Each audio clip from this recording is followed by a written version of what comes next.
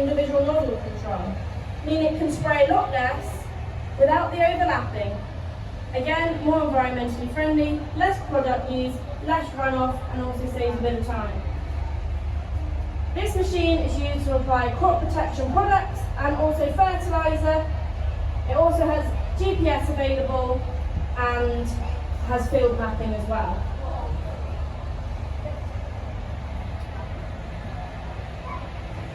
What have you got? In the middle, we have the blue New Holland tractor. It's got Haynes on the back. Now this is a methane-powered tractor,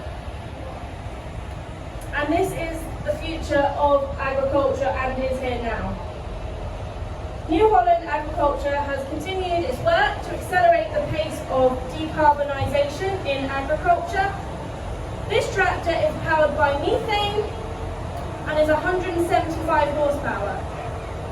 It's 6-cylinder natural gas engine, and this tractor is 100% natural gas.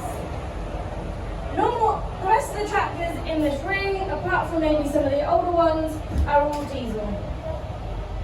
The first prototype was presented in 2013 and the first functional concept in 2021.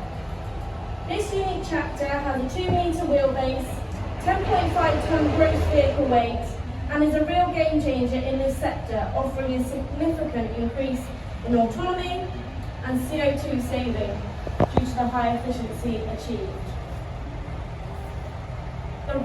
New Holland's words are, the road to carbon neutral farming is a long-standing commitment to sustainability. So this is what is here now, or what is coming in the future. Drones, I would say. Drones are here now as well. 3 years ago, I was on Country File, and I was saying I was working with a hands-free hectare, which is a whole hectare, which is farmed without stepping foot on the land. And they said, what do you think the future is? And I said, it could be drones. And here we are today. The first few drones have come out, and they are spraying or managing the crops. The drones could be used to spray crops, plant crops, and I think we will be managing swarms or fleets of them sat in the office or sat at home, which will combat the labour crisis we're having in the agricultural sector.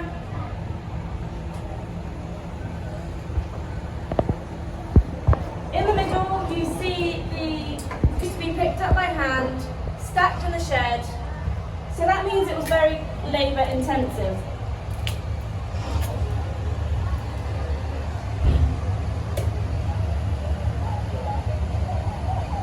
Next we have the 4455 or the round baler. The round baler really came into existence and started to gain popularity for farmers and contractors really during the 1970s and 1980s, and they're still popular today. So as I said, they produce round bales, which this sped the process up in terms of baling, because we've gone from this very small David Brown conventional bale, which is going now, to a much bigger round bale, which was easy to use. They could roll out for the cattle, and they could pick up with a forklift and a spud. So it's just going to pick the bale up with a pickup reel, and hopefully we'll make a few bales out the side.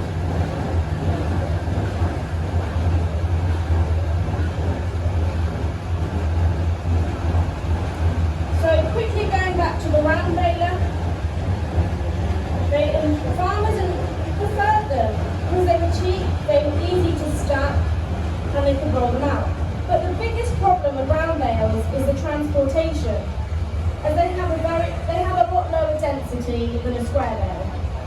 But as you can see, it's a massive step forward from the conventional baler.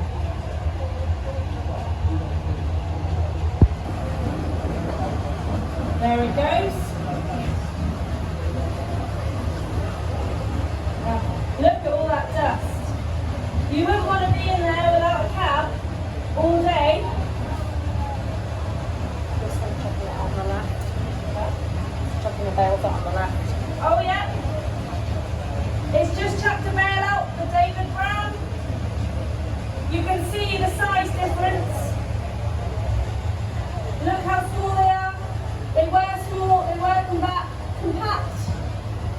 easily liftable, but it's still quite labour intensive.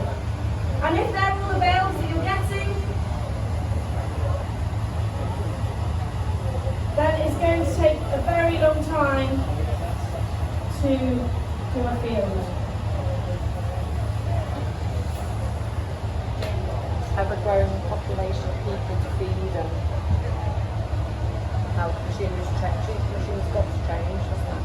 So as we've seen here today, we can see how the machinery has changed all the way from Maggie all the way up to that class Sirion. It is massive. If you've seen it, you can't miss it really. I think it's time for Billy to come in. Now Billy's driving an 8370 on the chrome baler. This tractor has 800 horsepower and is a HGV2 big pack chrome baler. This is one of the fastest, most efficient balers on the market today and produces a bale of a density of half a tonne, and that is consistently. Look how much the others are. This is the same as 500 bags of sugar. On a good day, this baler can bale 800 bales a day, which is equivalent to about 400 tonnes, but that is without any minor issues. You've seen how quickly it's sucked up all that straw and it's going on to the next now. Look at the size difference in that tiny little conventional bale all the way up to that big bale. This is the quickest baler on the market, reaching speeds of 20 kilometres an hour, and that is equivalent to 1 bale a minute. This baler produces high density bales, which means it's better for storage and transport.